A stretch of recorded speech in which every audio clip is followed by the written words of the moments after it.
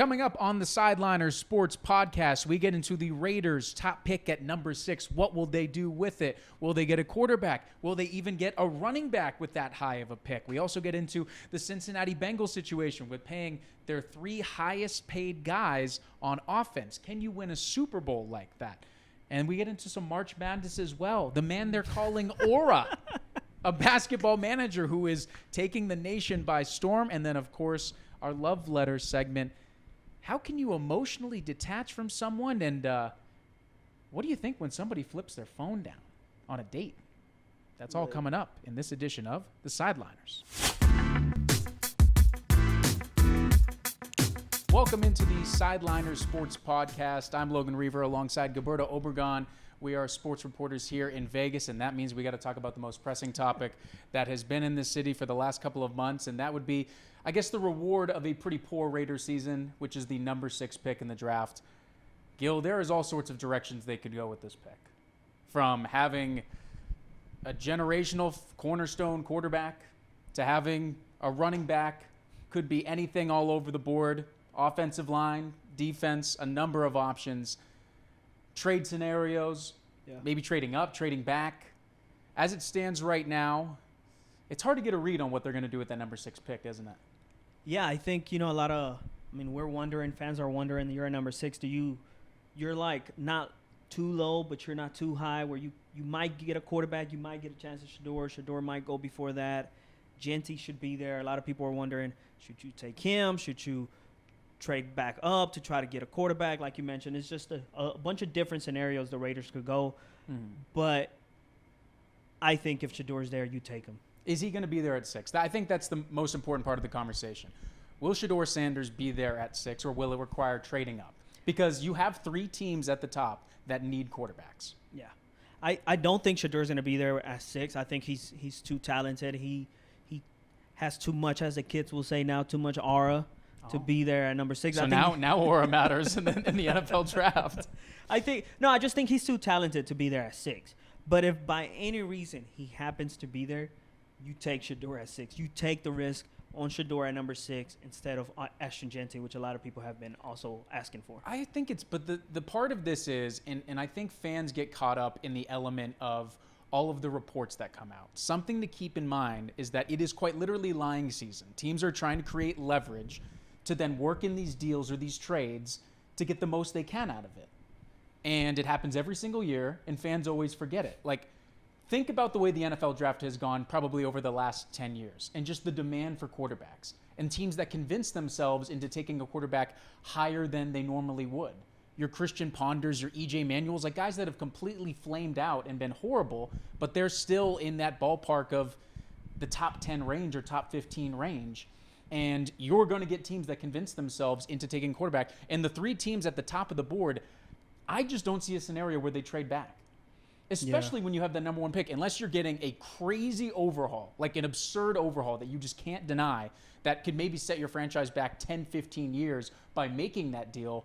I don't get why these teams would, because they're in the same position that you are as the Raiders. They need a quarterback. And I think that fans only view it through the lens of, well, we need a guy, so they'll definitely trade with us. Like, they're in the same spot. You wouldn't trade those top 3 picks if you were those teams. If the Raiders were in the top 3, would you? No. No matter what. No. Well, unless it's crazy. But no matter what, in most circumstances. If it's crazy, then yeah, I would do it. But yeah, and I think it's important that what you mentioned, that teams convince themselves to take that quarterback. I mean, we mentioned it with Ashton Genty too. I think a team's going to convince themselves to take him high. Genty. Yeah. Especially, really? I think so too. Especially nowadays, you can take a running back way too high. You cannot, or you can? You can. Like, it's especially this specific draft itself. I think you have it's a quarterback, it's a running back, it's a pretty deep. People have said this is one of the deepest running back drafts in a long time. So you can get what Ashton Genty is going to get you, and other guys maybe in the second, third. Like, you can find a gem in those later rounds. I'm not saying Ashton Genty's not talented, but if at 6, both of these guys are available, if both Shador Sanders and Ashton Genty are available, you take the risk on the quarterback. Whether, I don't know if it's going to work out. Who knows if Shador Sanders is going to be a bust or not, but I would rather take a risk on him than a running back because, like I said, you can get that same production from – you can find a gem at the running back position in those later rounds. Specifically in this draft itself, like you mentioned, it's a pretty deep draft when it comes to running backs. And, again, not saying Ashton Genty's not talented, but he did what he did in the Mountain West. Like, yes, he was a Heisman finalist and all of that. And, yes, he's pretty talented. But is he a Saquon Barkley that can change your franchise around? I don't think so. I think it's also the recency bias of having a Saquon that just helped this team dominate. Yeah. I think that's why, because you look at this spot a year or two ago, the running back market value was so crazy low. Yeah. They were begging for $10 million a season. And then Saquon signs this absurd deal, and it's probably justified because they won the Super Bowl, but it's so different than the narrative that just happened 2 years ago, where it was like, I don't want to say running backs don't matter, but people are like, you don't have to overpay. And now we've auto-corrected into the other part where it's like, well, maybe you want to take a guy at number 6 when it comes to that.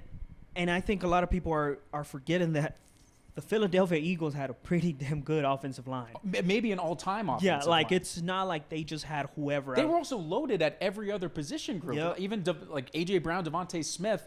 And they were deep and that's what I'm saying. saying. They had so many threats. If the Raiders end up taking Genty, it's a different, like, if you put Genty behind that offensive line from the Philadelphia Eagles, of course he's going to be successful. No doubt. But you put him with this current offensive line, and unless you draft good later in the rounds with that, unless you make that offensive line better this offseason, Ashton Genty could struggle if you draft him. Not only specifically the Raiders, but any team that's up there in the top 5, 10 picks, whatever. You're up there because, like you mentioned, you have a lot of holes, and maybe offensive line is one of them. So if a team takes Genty in the top 10, it's a huge difference from him being in that offensive line, whatever team, than like a Philadelphia Eagles offensive line, where it's like those guys are proven. They have proven that they're good. This team has so many glaring needs all across the board that I think it would just be crazy to me to take a running back and think, okay, here's where we're starting. I get that to me that's Pete a luxury Carroll has done ad. that. I think it's a luxury ad. Like for the Eagles, when they added Saquon, it was like,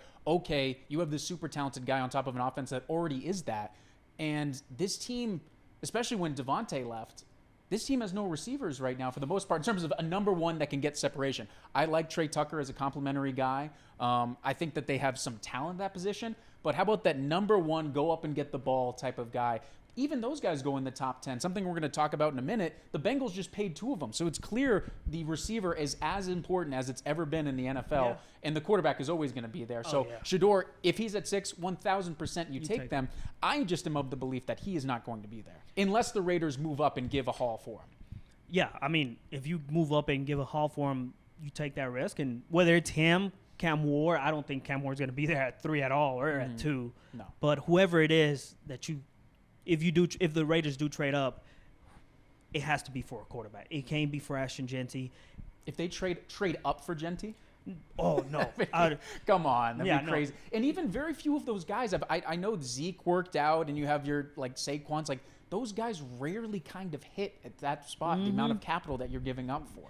But I wouldn't put it past Pete Carroll. Like he's drafted running backs in the first round during his time in Seattle. When we talked to him, that day he was presented officially as a head coach with Spy Tech, he said he wants this team to be known for a running team and a defensive team. He wants to be tough when it comes to defense, and he wants to be able to run the ball. So I wouldn't put it past him that maybe him or his scouts or whoever it is in that war room, as they call it, they fall in love with Genty. And I wouldn't put it past them to take Genty at 6. But for me, that'll be the wrong choice. I don't think you take – I don't even – if let's say Shedeur's gone by 6, which I think he would be gone, you still don't take Genty at 6. If Shedeur's gone, you don't take Genty at 6. You cover up another hole. Maybe take the best cornerback in the draft. Maybe the best off. Take the best, like what they did last year. Take the best guy on your board. Brock Bowers. We saw how that was working out. Yeah. Unless Genty might be the best guy on their board at 6, which I doubt it because, like you mentioned, like the offensive line can get better. They have a lot of holes. The offensive line can get better. They just let go of a bunch of defensive backs. They can get a shutdown corner in this draft, I think, so in the first at number 6. So whichever one you go, either way, if Shedeur's gone, you don't take Genty at 6. I think something that is relevant in this is because if Shedeur is not there in the first round and then you end up taking a Genty, I think that second round pick then becomes very valuable. And the good part about being in the top 6 of these is that you have that recurring over the course of the draft. So I won't say that it's like a late first round pick, but in essence it kind of is. And that brings us into the conversation. Do you reach for a guy like Jackson Dart, who is climbing up draft boards right now, the Ole Miss quarterback? Because I see him, and I called this 2 months ago. I said there's going to be some guy. I didn't know if it was specifically going to be Jackson Dart. I had a feeling it would, but there was going to be some guy. And it happens every year, like I'm saying. No, it some does. guy that Happened with teams Zach convinced Wilson, themselves into that was projected initially second, third round pick. That he goes to the combine, he goes to the pro days, starts throwing like off his back foot, like reverse ball, that the plays that never happen in games, the Zach Wilson type of throw that they're like, wow, this is incredible. It's like you get into a game, when is he ever going to make that throw? Those guys have those type of pro days and combines, and they convince themselves this is our next franchise quarterback. It's almost like the Aaron Rodgers effect, like just like the sexy throw that like how did he possibly do that? And they just forecast that that's going to be how his whole career goes. I see Jackson Dart as that guy right now, and he's projected early second round pick in a lot of mock drafts. A lot of people have the Raiders taking him. I think we're going to get to the point by draft day where he's a late first round pick as a result of it. And it makes you wonder, if they don't get a quarterback in the first 2 rounds, are you fine with that? And then you're kind of working on a project past that point that is being mentored by Geno, which you didn't like last week. I think, if you don't get a quarterback in the first 2 rounds, I mean, just roll with it and maybe pick one up in the later rounds and try to see where he goes. Either way, I don't like. This is very different than the tenor of what you had last week. But you wanted them to do something. Well, that's the only choice you have. Like, if you didn't take, like, what else are you left with? But still, like, and I was just gonna say, I still don't like a quarterback room with a Geno Smith and a Jackson Dart. Like, that doesn't sound like success to me. I'm sorry, and I know people are gonna, you don't even know whatever.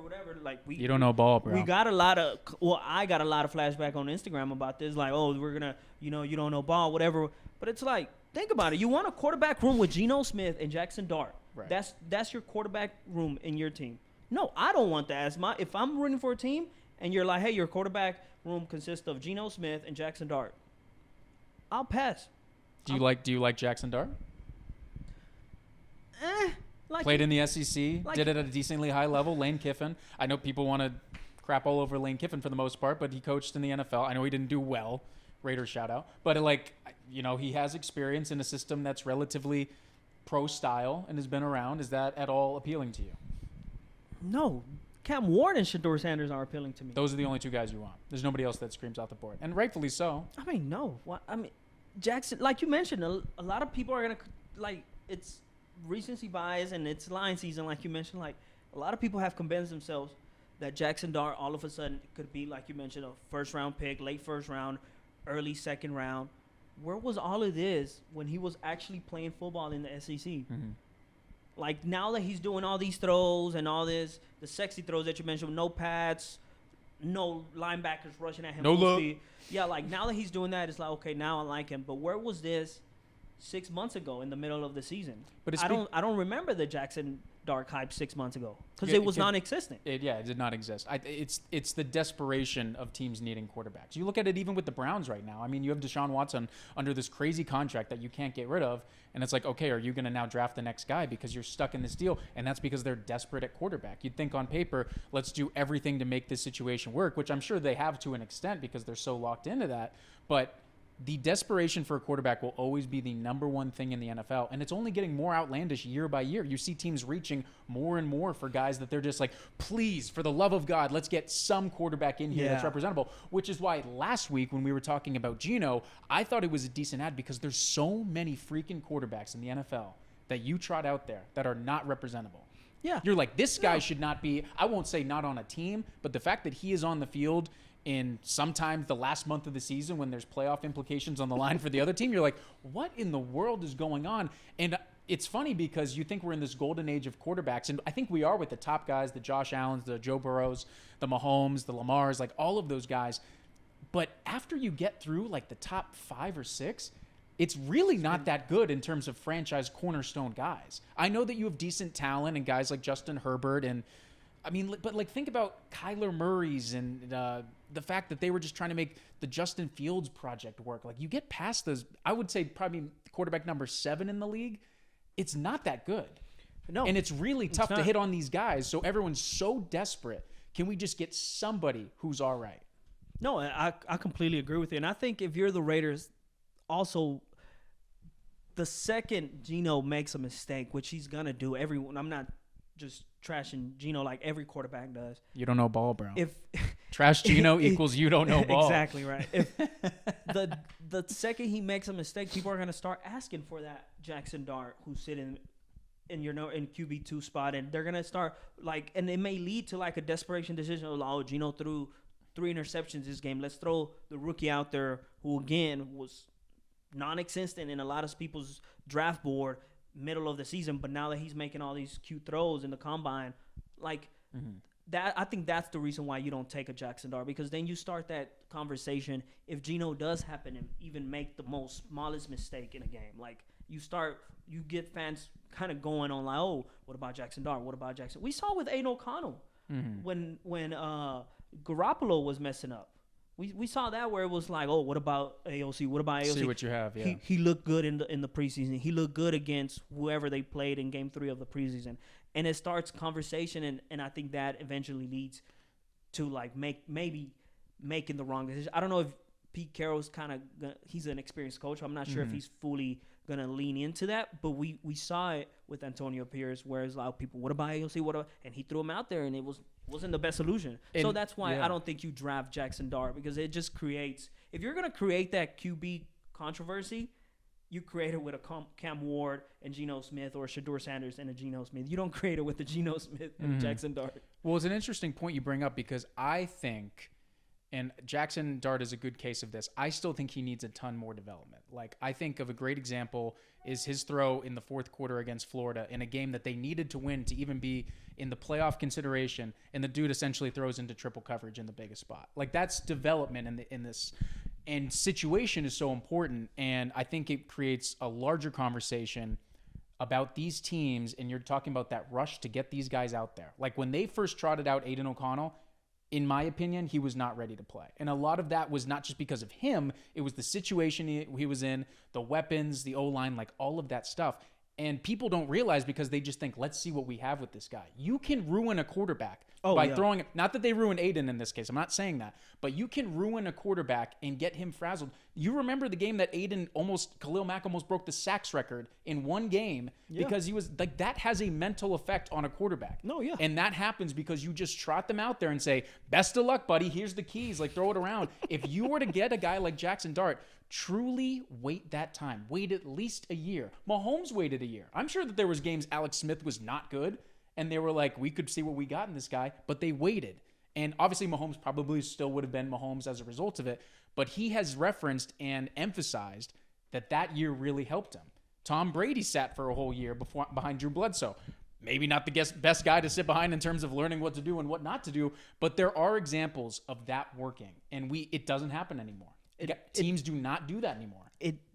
Teams don't do that because you need to win, and you need to win now, and fan bases, they get desperate, and they get kind of we need to win now. And if we know there's a desperate fan base, is Raider Nation, and rightfully so. I mean, they've been waiting for years. Sure. You're telling them to wait one more year for Jackson Dart to develop. Nah, they don't want to wait. And I don't want to say I'm speaking for all of Raider Nation, but it's they want to win now. They don't want to wait 2 years for Jackson. Okay, now it's his rookie year, because his actual year, his first year he didn't play, so his second year is his first year on the field. Let's see, and then he's gonna make mistakes. Okay, now it's 8 wins. Okay, his second year, 8 wins again. Let's develop. No, they don't want to do that. They want to win now, and that's another thing too, where it's takes me back to last week. I don't think Geno is the answer if they want to win now. I think if you want to win now, you try and pray that Shedeur Sanders is going to be there at 6. I don't think so. But by trying, I mean, you trade up. You try and trade up to try to get a Shedeur Sanders or a Cam Ward, because I don't think neither of them is going to be there at 6. Ask for help from the Lord is your advice in this situation. Yeah. That's the only thing that can save you at this point. Well, I think it creates, and that's another interesting point that you bring up, because there's 2 different things. It's 2 different branches. There's win now, and then I think what it more aligns with is we want hope. We want hope for a guy, our quarterback. I think Drake May is a good example with the Patriots last year. That team was not going to win jack, no matter what. The roster was not nearly good enough. But fans wanted to know, okay, do we at least have the guy that we can build off going forward? They feel like they got their answer. I think that's more of why these teams rush these guys out there. I don't think it's necessarily as much, let's win right now. It's like, well, let's build around, let's make sure that we have this guy that we can then build around as a result. And Genti is the kind of guy that you have that addition once you have that quarterback. Yeah. I think throwing him out there with just, well, let's see, is a disservice to him more than anything else. Yeah, no, it's that offensive line. And again, like I said on the last episode, and you mentioned it right now, the Raiders, Jacoby Myers, yes, he's a good, I think he's a legit number 2 receiver. Great possession receiver. He can get open. Yes. Like he can pick up that number 2 workload. Of course he can do that. And number 1, he can be that, not every week, but every other week he can be a good number 1. But other than that, like, your offensive line's not the best. So, like, I completely agree with you. Like you said, you throw Ashton Genti out there, a rookie Ashton Genti who's coming from playing in the Mountain West against NFL linebackers, against NFL defensive ends, defensive line, whatever, against NFL defensive coordinators with your offensive line, you're setting him up for failure. And more on top of that, defensive coordinators that will say, hey, let's just throw 8 in the box because we don't think that this pass game is going to threaten us whatsoever. Yeah. And which happened a lot towards Josh Jacobs last year after he won the NFL rushing title. It's like, all right, what else they got for us besides this? It's what happened. Yeah, no, I completely agree with you. If Shador's there, you take him. I don't think he's going to be there. But once Shador Sanders is gone and Genti's available at number 6, you don't take Genti. You take the best cornerback available, take the best offensive line available, because you can get a gem in the 2nd, 3rd, 4th round. You can get a lot of running backs in those later rounds that can produce the same as an Ashton Genti would. Yeah. Well, let's move on to a different topic it can probably relate to the Raiders in some way, maybe down the line. Definitely not as currently constituted right now, because the Cincinnati Bengals just have now paid their 3 top players, and they all happen to be not just on offense, but quarterback and then 2 receivers. And Joe Burrow, Jamar Chase, and then most recently giving T. Higgins a massive deal. And there's been a lot of conversation this last week or so about their defense. Now that you pay all of these guys, what is the defense going to look like? And overall, can you win a Super Bowl with your offensive guys being the highest paid ones? You say no. I don't think so. I have numbers for you, but I want you to go from both sides. But I want you to give your take before I give you that. I just think this is going to – I mean, these are talented players. I don't want to – Extremely. I don't want to – They're deserving of that money. They are. By all means. And I'm a pro go get your bag type of guy. Like, for the player, go get paid, bro. Like, get your bag. What would that make you if you weren't? If you were like, don't get your bag? You know, but you know, a lot of people are more of like, oh no, put the team first and blah blah. I don't blame these guys. Have families, man. Especially like if you're trying to blame these guys. Maybe later in their careers, but at the spots that they're at, they deserve it. It's not like T. Higgins. T. Higgins almost won me a fantasy league like his 2nd year in the league. Him alone. But anyways, so now he deserves money for that. I like T. Higgins and Jamar Chase and Joe Burrow. It's a great combo. But I think this is gonna work early in the season. But once he gets to playoff football, once he gets to those cold games where you have to run the ball, where you have to play defense, I don't think it's possible. And we saw it in the Super Bowl. He got sacked. I looked it up. He got sacked 7 times. Mm-hmm. I'm not saying go out and peg your whole defense. I think you pay your star defensive end, yes. But fix that offensive line. Like, you got to a Super Bowl. You lost by 3 points. Your quarterback got sacked 7 times compared to you only sacking Matthew Stafford 2 times. Like, it's going to get you some wins. It's going to work early in the season. But when it comes to those rough, cold games in Cincinnati and whoever they got to play, Kansas City, the Bengals, Kansas City or the Bills, whoever they have to go out and play, I don't think it's going to work. Because, again, I think playoff football comes down to kind of that old school football in a way where, like, you have to be able to run the ball. You have to be able to play defense. Unless these guys are going to score 40-plus points every time. They're going to have to. Might be because their defense is going to let 40-plus points fly by like nothing. Mm-hmm. So, I'm glad they got their bag. I'm all for it. Go get your bag wherever it is, whether you got to leave a team or you stay. Good that they got their bag.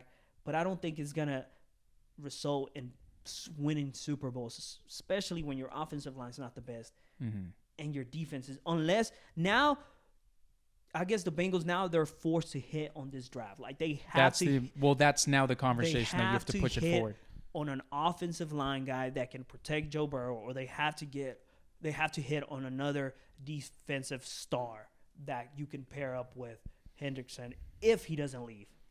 But I saw reports where he's trying to stay. He's doing his best to stay, but seems like it. Seems like the writing's on the wall for possibly my Bengals sources screaming that one. Apparently that they're trying to work a deal to get that all down. I think it's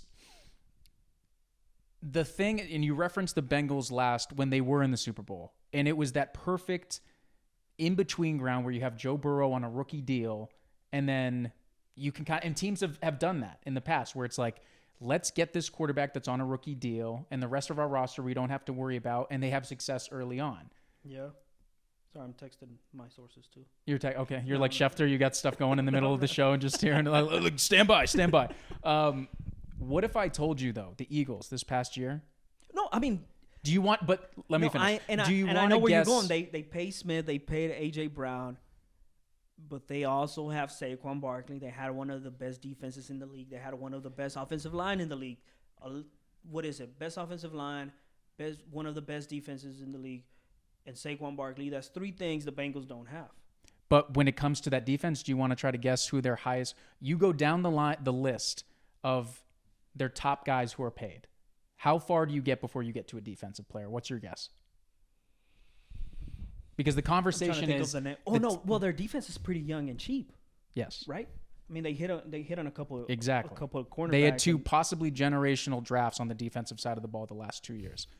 Where do you think their highest paid defensive guy is? 12? 10? 8th.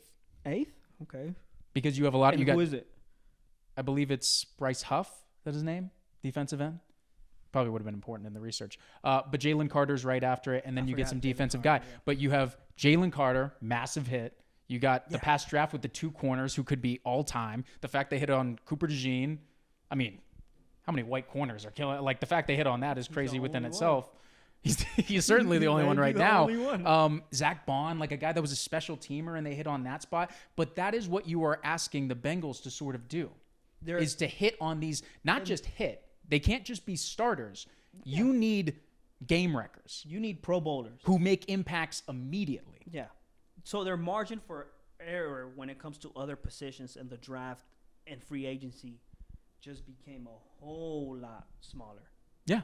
And as it is for a lot of teams, but in their case, it's definitely a lot smaller because of this. And I blame the front office for this, because I was reading an article. I don't remember exactly what the price difference would have been, but if they would have just signed T. Higgins last year, right, instead of franchise tagging him, which he deserved it last year, if they would have just done that for T. Higgins, they would have saved a whole lot of money. And you wouldn't have this drama with your defensive end now talking about, with your star defensive end talking about leaving and him not being happy there, or he wants to stay, but he wants more money, which, again, I think he deserves it as well. So I think when it comes to playoff football and running the ball and playing that tough football that wins you those cold late season games, I don't think this team is built for that. Again, they could get closer to that with the draft and the rest of free agency, but I mean, what's left in free agency? All the good guys are gone. Who was the last Super Bowl champion in your recent memory that had subpar defense? I will give the Bengals credit. They were a lot better statistically in the second half of the year defensively. The first half, they were horrific. They were like all-time bad. And then they started to button it up a little bit more, and that's why they started winning games towards the end of the year and getting a little bit better. So you hope that... A lot of Burrow bombs from your friend. That's what came to mind. Should I even... You should. Should I explain that? It's Josh, right? His name's Josh? Oh, well, now we're name dropping. It's just gonna, Oh, my bad. Maybe not a last name. Yeah. I have a friend who, takes shots every single time that the Bengals throw a touchdown. I like the name Burrow. I forget if he was doing them during Jake Browning touchdown throws as well. A Burrow bomb. So he was getting absolutely plastered at some points of these. He's throwing five touchdowns. And this offense, he's going to be taking a lot of Burrow bombs. I mean, they're going to be scoring. It's not like these guys suck. They're going to be scoring for the the remainder of this decade, a lot of points. So you can expect a lot of Burrow bombs from your friend. I joined him one time. I learned about this one time live on the spot. I did not know about this before going into the game day. I joined him and some of my friends for a Bengals game. Guess who they were playing? The Chiefs, of course. Mm. This is a couple years ago. So this is, this is still, I believe, Yeah. Tyreek Hill. This is like the full ensemble, massive shootout. Yeah. I'm pretty sure he threw 5 touchdowns that day. So I went into the day not knowing that anything was going to happen. You woke and they're up like, no, Logan, you have to take this shot. Joe Burrow just threw a touchdown. House rules. Were you at his crib? Yeah, I was. Nothing I could do about it. You woke up that day not knowing you were going to have to take 5 shots because of Joe Burrow. Yep. That's I mean, again, that's the way it goes, right? This offense and the way the game is moving now, or the way the game has been for the last several years, it's offense rules over defense, right? Like it's the name of the game is offense. And yes, you pay your guys, but again, you could have done this last year. You would have saved some money. I don't know exactly how much, but you could have saved some money. And it's also like now your margin of error is so small. You mentioned, you can't just hit on these guys. These guys gotta they gotta make an impact on the roster from day one. But can you remember a team in recent memory that had your question. had a team? You love not answering questions. I didn't finish the question. Is there a team in recent memory that I won't say had a bad defense, but was like below average that won a Super Bowl as a result of that? Because in my opinion, unless I'm missing somebody, I'd have to go all the way back to like the 2006 Colts with Peyton Manning. And even that defense was able to kind of piece it together, and they played Rex Grossman in the Super Bowl. Like, that's how far you have to go back in my mind. And I got a stat for you in a second in terms of that. But is there anybody that comes to mind? No, I'm trying to think. I'm trying to go back. I'm sure that there were some mid defenses that sort of were able to make up for it, but nothing comes off the top of the memory. That Rams defense that beat. I mean, they have Aaron Donald, their all-time player. It's like there's, Yeah, no, I can. And Jalen Ramsey as well. Those were two of their top 3 highest paid guys, which brings me into my next question. Over the last 20 years, I was looking this up before the show. Over the last 20 years, we're taking this specific example. Your top 3 guys are offensive guys in terms of what you are paying them. Do you know how many teams won the Super Bowl over the last 20 years that had all 3 of their highest paid guys just on offense? 0. No, well, the Eagles just won one. So yeah. But right. there are some other examples. Like who? There's only 3 teams in the last 20 years that have done it. 3 and the Eagles, or 2? 3 including the Eagles in the last 20 years. Funny enough, the 2015 Broncos, who had an all-time defense, but all 3 of their top paid guys were on offense. Who? It was Manning? Peyton Manning, Demaryius Thomas, and I believe their left tackle, whose name is escaping me. And then the 2019 Chiefs, who had Mahomes on a rookie deal. Do you know who their highest paid guy was that year? You're never going to guess it. This is their first Super Bowl where they beat the Niners in Miami. Tyreek, no. No. I don't. Sammy Watkins. So like that, yeah, it's crazy. So that's the kind of examples that you're looking at, though, where it's they don't have an all-time defense. Yeah, you need to hit on. That's the only way. You need to hit on the draft in order to. And they don't have Sammy Watkins. Sammy Watkins as your highest paid guy is absolutely psychotic. That's crazy. But they won a Super Bowl. But you need to have that quarterback on that rookie deal. Yeah. And of course, Joe Burrow's not on a rookie deal. Like we mentioned, they don't have an all-time defense. So you don't see a Super Bowl in their future? No. You're about to get I don't. excommunicated from the. I mean, do you? From the Burrow bomb household. Do you? I think a Super Bowl win, not a Super Bowl appearance, because again, to give them credit, and I think the Bengals are pretty tight. Like I like Joe Burrow's when he's fully healthy. I think he's top 3 in the league. I agree. I love Jamar Chase is top fantastic. 2 between him and Jefferson. In my opinion, they're top 2 receivers in the league. He just had like an all-time season, and they didn't make the playoffs. On any given Sunday, he can be the best receiver. T. Higgins by far the best number 2 in the league, and he complements him so well. These guys beat Mahomes and the Chiefs, a prime Mahomes, a prime Chiefs. Like they got the recipe. So they're still not scared of them in that place, in my opinion. I know they've lost the last couple of times. They call it Burrowhead for a reason. That was Like, is it disrespectful? Yeah, but they went in there and beat you. Like they got be a the little recipe cocky to do it. Yeah, to beat Mahomes and the Chiefs. They've done it before, so I got to give them credit for that. But again, that win might get them to the Super Bowl. I don't think it's going to win them the Super Bowl. I wouldn't put it past them. Okay, damn, they made the Super Bowl. I don't think they're going to win it, though, because, I mean, you get 2 weeks to prepare for the Super Bowl. Right. And like we mentioned, like whether we like it or not, like you mentioned, a good defense is still a big part of a Super Bowl winning team. It more boils down to their GM work. And I think what's encouraging for Bengals fans is that they have had an ownership group that has never wanted to give out money. And so a lot of their fans have even been surprised that they were like, we actually paid T. Higgins. And I think that they'll be, with Hendrickson, I think they'll be curious to see if they also pay him as well, because that would be very different than what the Brown family has done over the course of their time as the owners. But you're essentially asking the GM alone. And I think Howie Roseman, he is a cocky SOB. Like, he's talking junk with all the fans and stuff. Opposing and home, he'll do it. He doesn't care. He's what Jerry Jones wants to be now. You know, like Jerry Jones would love to be that guy that's still doing that, but he's not nearly on the same level. But Howie Roseman, in my opinion, is an all-time GM. And he's the type that just absolutely smacked, for the lack of a better word, on the last 2 drafts. Not every guy's going to do that, though. Yeah. And those guys immediately, like those 2 cornerbacks with the Eagles, changed the entire scope of that defense. They were horrible. They got lit up by Baker Mayfield in that wild card game after losing, what was it, 5 of the last 6 to end the regular season? Yeah. They were talking about maybe firing Sirianni early in the season. Yeah. And that draft alone, those 2 corners, and then Jalen Carter just being absolutely ridiculous, changed the entire lens of how that's viewed. Are other teams going to do that? No. That feels very rare. And again, 3 teams over the course of 20 years that have done that. We'll see. Josh is going to block this podcast. So that's tough to hear. And you're not getting invited to any Burrow bombs. So I'll take a Burrow bomb. It's not the nicest tequila. I'm rooting for Burrow bombs are tequila. Yeah. I don't know why I thought it was like a whiskey or a bourbon. Like a Burrow bomb just doesn't sound like tequila. It sounds like something that scratches you in your throat. Something that burns. Tequila could be smooth. I'll tell you what, that tequila was not smooth. But like a bourbon or like whiskey, like a Fireball. When I think of Burrow bombs, when I think of Burrow bombs, I think of Fireball, college. Fireball, yeah. Yeah, that's what I think. You make it sound like it's a brand, like it's like a type of tequila is Burrow bombs. I'll be honest with you, would probably sell well in the Cincinnati, Ohio area. But you make it sound like it's like this is, you're patent pending, trying to get the copyrights to it.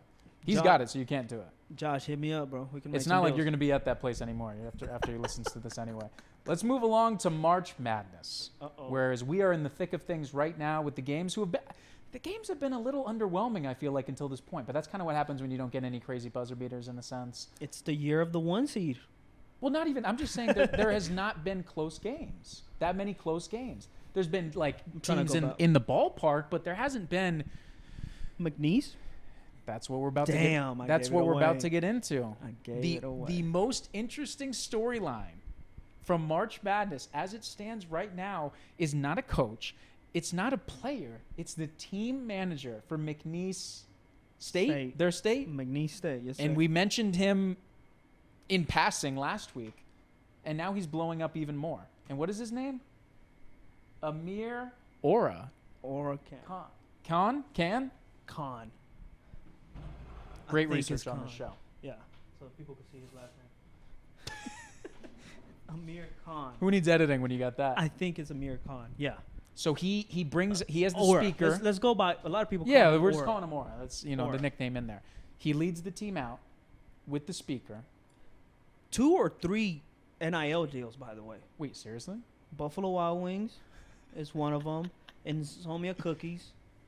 Ooh, that's a good one. Yeah. And another one where like they put the sponsor on the boombox he brings out.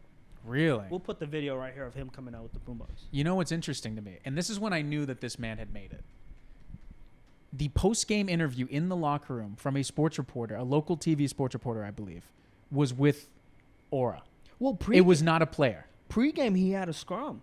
Media members requested. He had a scrum? There's a picture.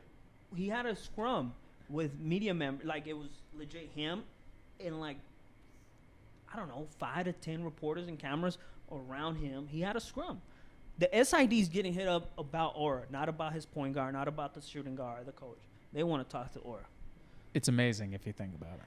It's absolutely amazing. I gotta apologize. You said last week that was you. And to be fair, you have never had a scrum around you from a professional sporting event. So in a way, he is better than you as it currently stands right now. Oh yeah, his bank account looks 10 times better than mine for sure. I didn't realize the NIL deal. With That's all crazy. those, B-dubs and those cookies, and I'm telling you, like, I apologize. My thing was like, okay, I saw it. I was like, you know what? They're gonna get bounced in the first game. I thought the same They thing. balled out, Was it because of him? and somehow now I'm convinced that it's because of him. And look, I'm gonna use your own words. What did you say last episode? This tournament There's no way. it's about the vibes. And if there's something this guy's bringing, it's the vibes, bro. Like he's bringing good vibes. The switch up is absolutely No, preposterous and crazy. I realize. I'm happy to see it, but it's crazy. I realized I was not familiar with his game. I thought it was just gonna be one of those like, oh yeah, whatever. He did it. It happened. First round, they get bounced. They lose by 23. But They're doing cutaway shots of the man after 3-pointers. Like they aren't taking. You know how it's usually like ball goes in, cut to the guy, like celebration.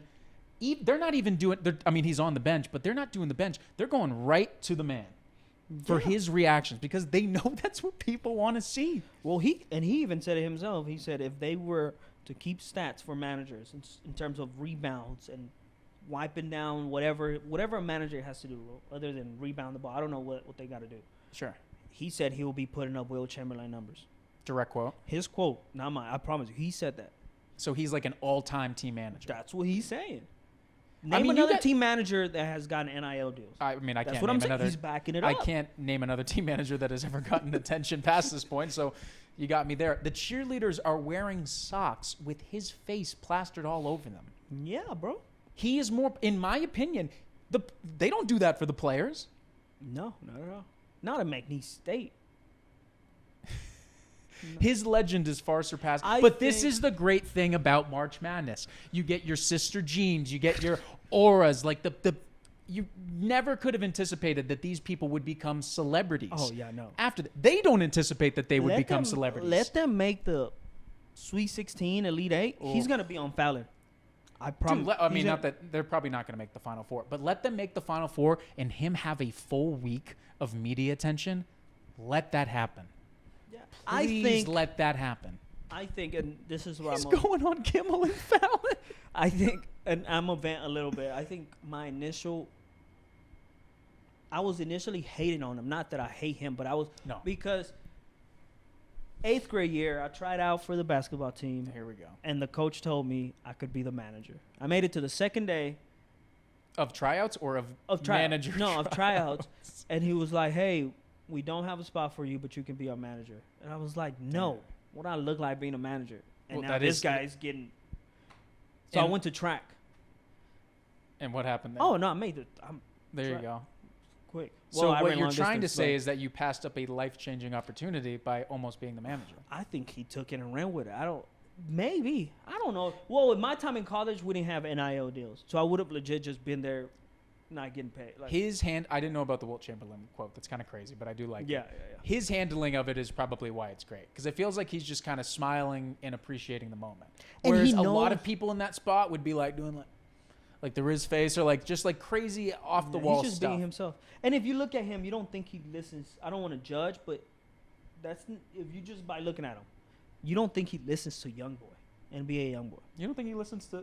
No, I would. Why? If I see him on this, you think he listens to NBA YoungBoy? If I see him walking out, I mean, the his street, name is Aura. Well, now that you know him, but he knows word for word. Like That's why you can't judge a book by its cover, brother. He carries the boombox and better than the 49ers. In my opinion, better than your boy Debo. That's a story for another day. I think it's great for the sport. I think it's great for March Madness. I And love it. because the games are I lacking right now, apologize. I'm sure the games will pick up. Because the games are lacking right now, they need a storyline of something I just apologize. random I'm like that. so sorry. I love What it. other sporting event do you randomly get like, the kid in the manager spot getting more? A scrum is crazy. I'll put the picture here. I I'll agree. show you. Wilt Chamberlain quote is crazy, He said it. but I enjoy all of it. Live in the moment, bro. He's taking it all in. And he's making money. Get your bag. That's Amir. crazy. Can? I'm sorry if I'm mispronouncing. I don't. We don't even know the dude's Yeah, name. I'm Like, go so- get it. Aura? I'm going to just call him Aura. That's his name. That's what he wants to be called. All right, moving along to the non-sports section of the show. Our time to give relationship advice Are you gonna and dating advice. Oh, okay. We call it love letter. I'm sorry. I interrupted you. I would like to, I won't say who it was, Okay, I would like to give a response that we got from just simply having the segment. Yeah. Wait, real quick, you want me to explain how this works? Please Basically, go on our Instagram. From a guy in a relationship as myself and Logan, who's single, we think we're the two best people on earth to give out relationship advice. Right? Is that humble? Is that I don't know if it's humble. Am I boosting but myself? These are a lot of. That's our humble opinion, though. Sure, we have a lot of conversations just in our friendship and life about these types of things, and will it help people? Who knows? But also, Hopefully. like, this is just what we talk about a lot, so we wanted to bring it in because we try to make this show as authentic as possible. Exactly. So that's more of a lot of it. That being said, the first response there you go. That's the to explanation. posting it, I won't say who said it, said, "Are you single though?" So dating advice from a single guy, and then this emoji. What emoji? Like, are you serious? Like, you're going to be the one to give this advice? Yeah, I am going to be the one to give this advice because why not? Single people need to give advice to other single people sometimes because we're the only ones in the same boat. And you've been in a relationship for a while. Are you going to give advice to somebody who has been single for a while? You probably do forget in a sense. Well, and the thing is, for the longest, before I got into a relationship, I was that single friend amongst my friend. So now we're just not allowed to talk about it? And that's what and not to toot my own horn, but my friends would be like, hey, like, well, they'll come to me, not saying just me, but we'll talk about it. And, like, you being single, I think, has nothing to do with you being able to give out relationship advice. Do not let that person get to your head, Logan. I mean, I was cracking up. The emoji is what set me over the edge. Let's get into this week's edition because we got two of them, and they're interesting ones. The first one it's kind of loaded. Okay. Pause. How can you emotionally detach from someone? Ooh.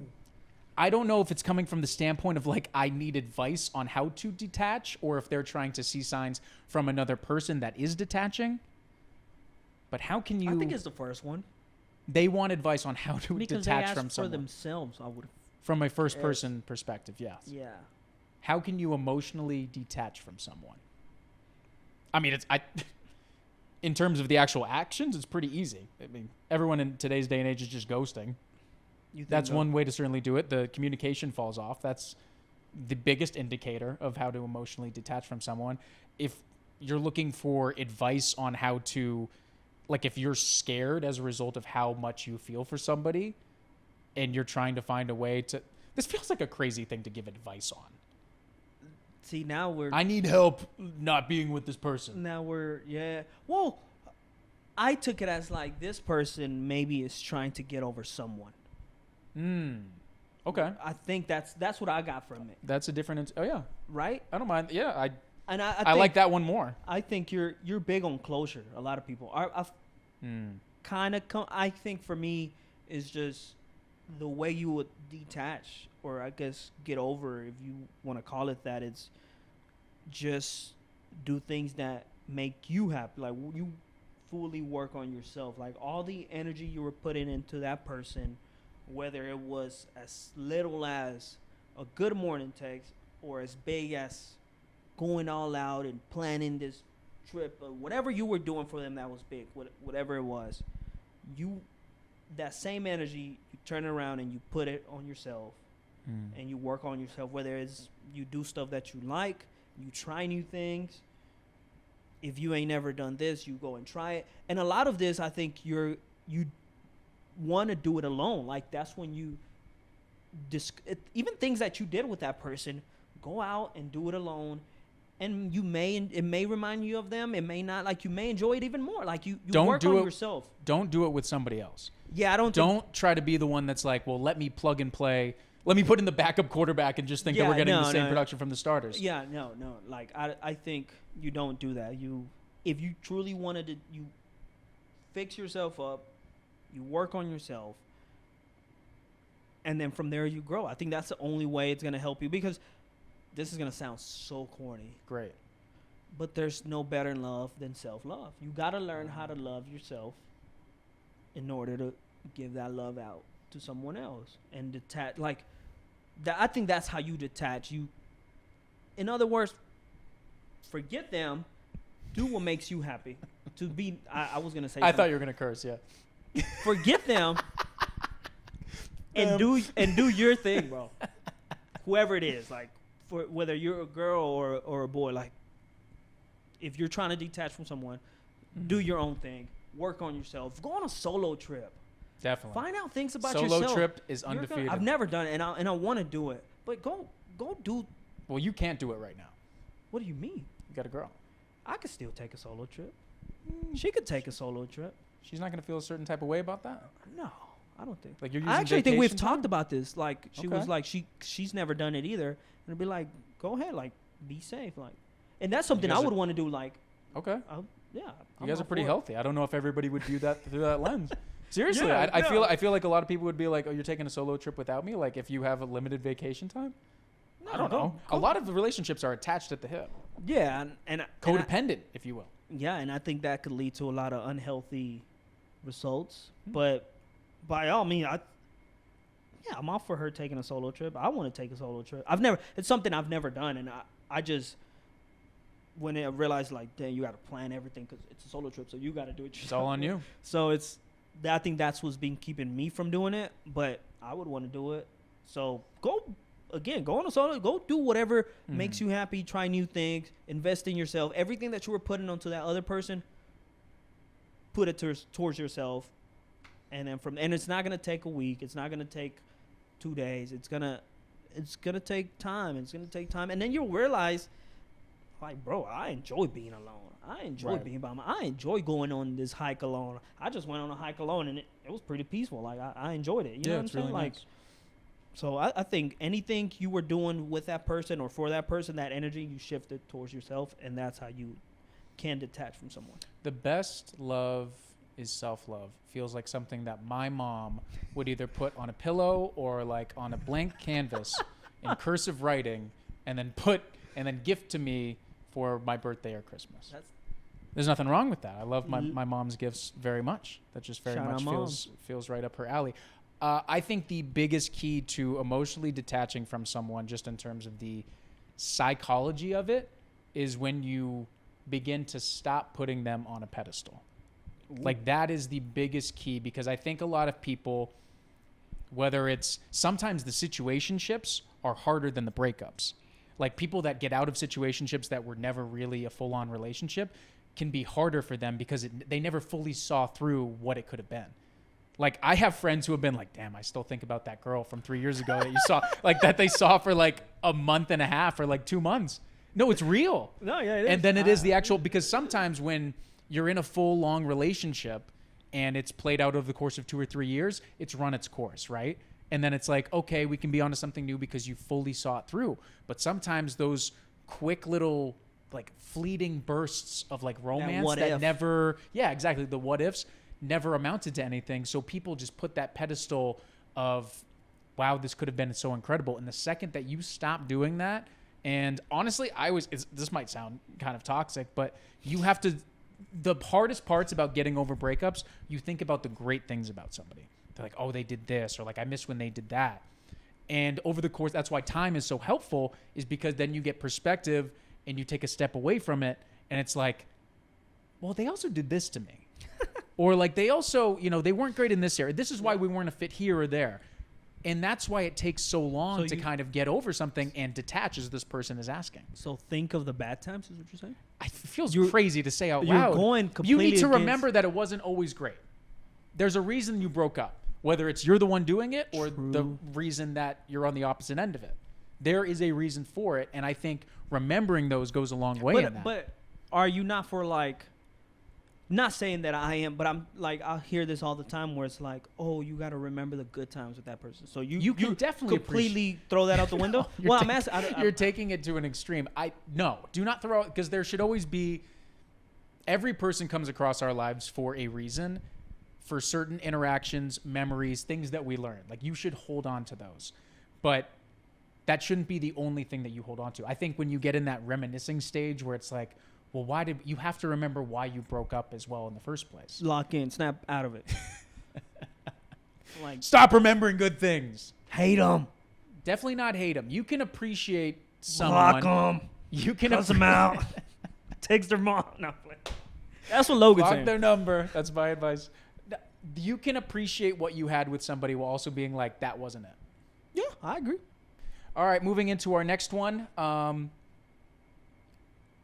This one's, I guess it depends on how you interpret it. Okay. I guess it could be the same whether you're in a relationship or you're single.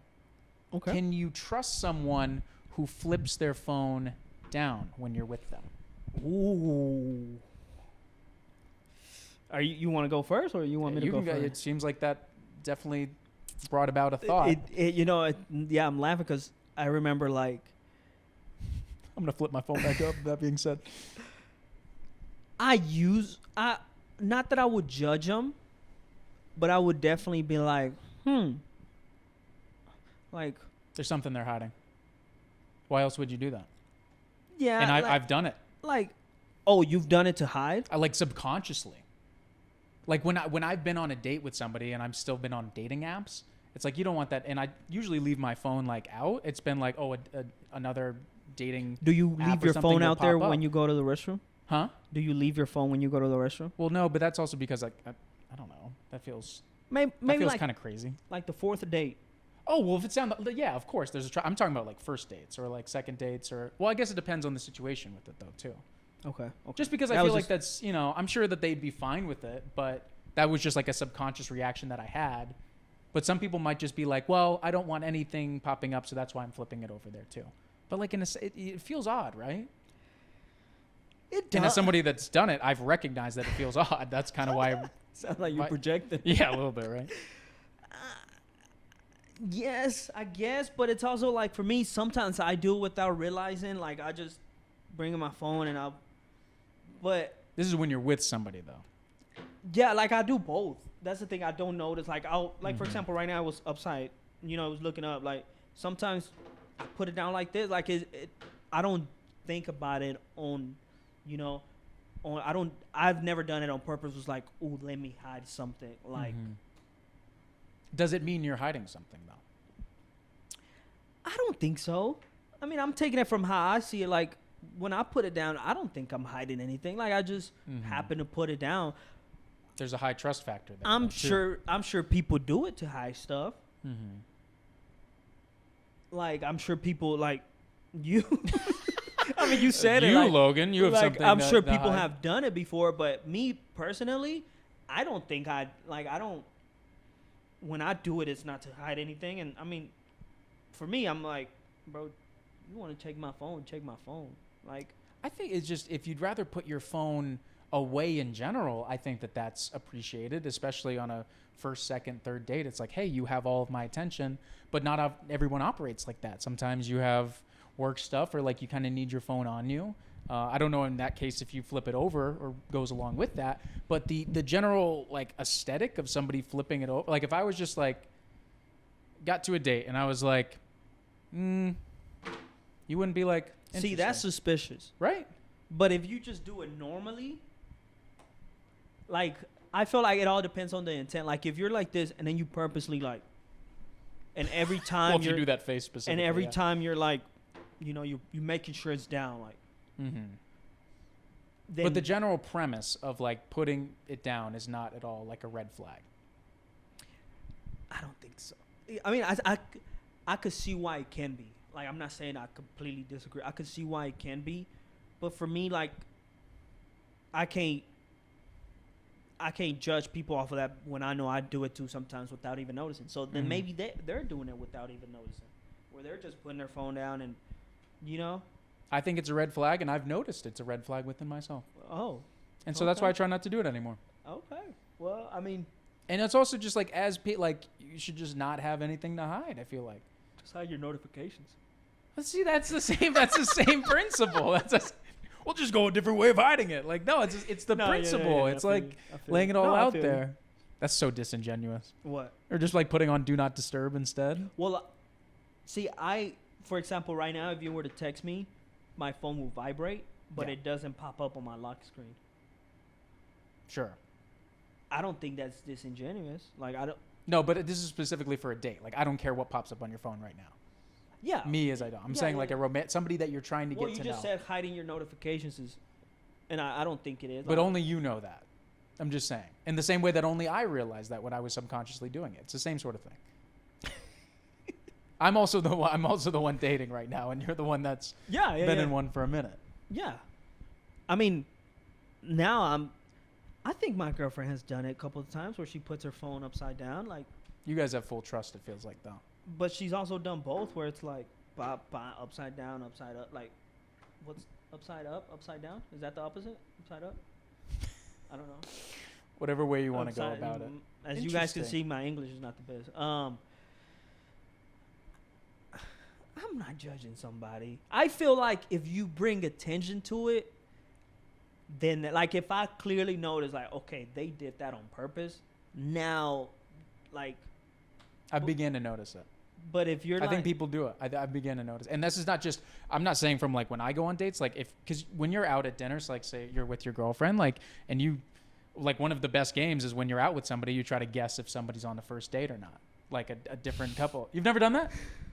No. It's kind of fun. You know what we do is You just roast them instead? We'll, like, just sit there and look at each other, like, be quiet, and we try to, like, hear. Oh, you're just eavesdropping. Yeah, like. Oh, that's a lot more intense. And it's like, like, are they arguing? Like, are they, like, or like, yeah, they're definitely, like, she's definitely gonna break up with him in a month. Like, we'll try to guess, like, or sometimes it's just peaceful conversations, like, right. Okay, cool, but those aren't that interesting. But no, we've never played that game.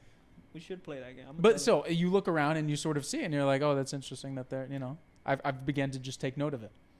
Like, you go while you're on your first date, you try to guess. Well, yeah, it depends. Or if it's it's just reading people. You don't like to people watch? Yeah, I do it all the time. Yeah, that's like a different variation of that in a way. You're like, no, I'd rather find out if they're breaking up. But you're doing this while you're on the first date. Yeah, if there's just like a lull, it's not every time. It's not like a signed reading. I'm not like, hey, what do you think over there? It's like if the moment calls for it. Like, I don't go pull up our table or like our chairs and go sit next to them. Like, hey, so what's your guys' deal right now? Have you?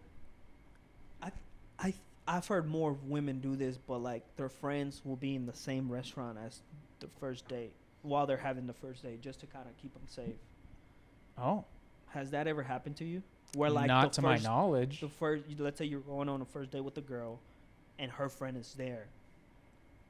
Like, think of maybe physically there. Yeah. Like, just to keep them safe. I've heard of those things where it's like women have, like, whether it's male friend or girlfriend of theirs is like they may be there just to keep them safe, or like rightfully so.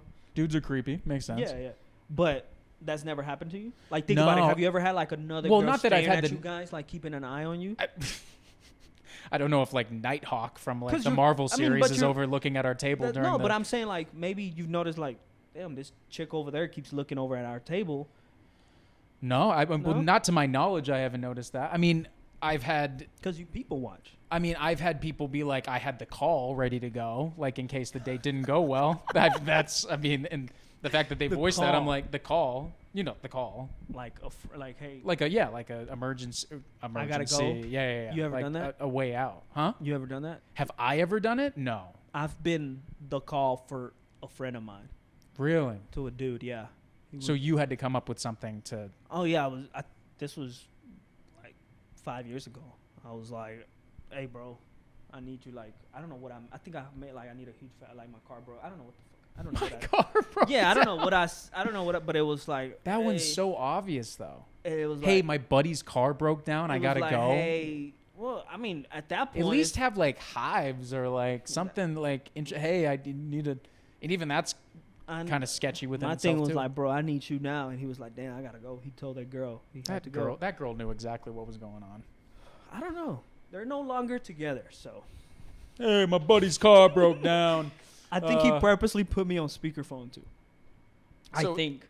I'm not sure. That's so obvious. He put you on speakerphone? I think. That's doing too much. I gotta ask him. No, you gotta hear him. Listen to this. Listen to this. I gotta ask him. But I was. A first date, right? No. Oh, is it down? Wow. This was his girlfriend at the time. Really? Yeah. That's kind of insane. He was like, bro, I got getting out of a date with your own girlfriend. I don't even think they were on a date. I think they were hanging out with your girlfriend. Were hanging out. I think that's what it was. I think they were hanging out. Oh, they were on the way out, man. And he was, and I, yeah, that's what, yeah. And he was like, "Hey, bro, da-da-da, make this call, bro." I was Wow. like, "I got you." One thing we've learned from this podcast is that both of I mean, our friends are not the most I'm, thought out people. is that mean of me? I don't think. No, you were trying to do a favor. Like I'm like, "Hey, bro," That's and I think insane. we actually hung out after that. Had a great time.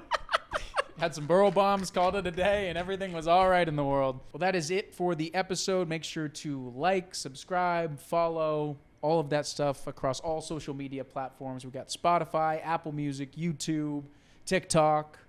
If you punch in Sideliners, we should be one of the first things that come up. You should see that logo right there to go along with it. We're taking next week off, but we'll be right back here the week after. Coming up on the Sideliners Sports Podcast, we get into the Raiders' top pick at number 6. What will they do with it? Will they get a quarterback? Will they even get a running back with that high of a pick? We also get into the Cincinnati Bengals situation with paying their 3 highest paid guys on offense. Can you win a Super Bowl like that? And we get into some March Madness as well. The man they're calling Aura, a basketball manager who is taking the nation by storm. And then, of course, our love letter segment. How can you emotionally detach from someone? And what do you think when somebody flips their phone down on a date? That's all coming up in this edition of The Sideliners. Let's go.